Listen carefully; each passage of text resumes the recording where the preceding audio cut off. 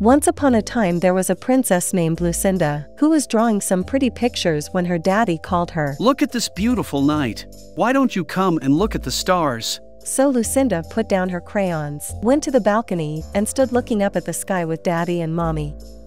It was clear and full of stars. Mom pointed to the moon. It's gigantic today. Lucinda looked too. Yes, super shiny. But what's that little spot moving on it?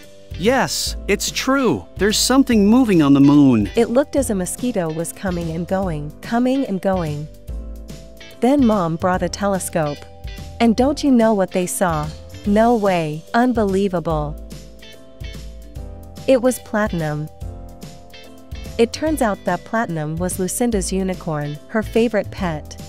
He was all white with long rainbow hair, soft wings, and a very shiny horn. So Platinum was playing around the moon. It seems that he had gone out for a little walk and got lost. It was necessary to go and look for him. He wouldn't know how to get back on his own. So while Dad was preparing the hot air balloon, Mom and Lucinda put together a little basket for the trip with things like juice, cookies, and a blanket in case they got cold. And so they departed for the moon. Dad whistled as he guided the balloon. They could see some beautiful landscapes from up there. Lucinda got sleepy, and as it was a long way to go, she fell asleep. Some little birds accompanied them from time to time.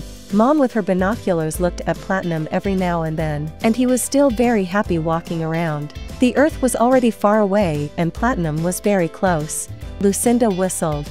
Ew. The unicorn stopped in midair and turned his head, smilingly recognized his friend. He flew up at a gallop very happily. Lucinda hugged him tightly, climbed on his back and said, "Let's go home." So petting his mane, that is, his little hair, she began to guide him back to Earth.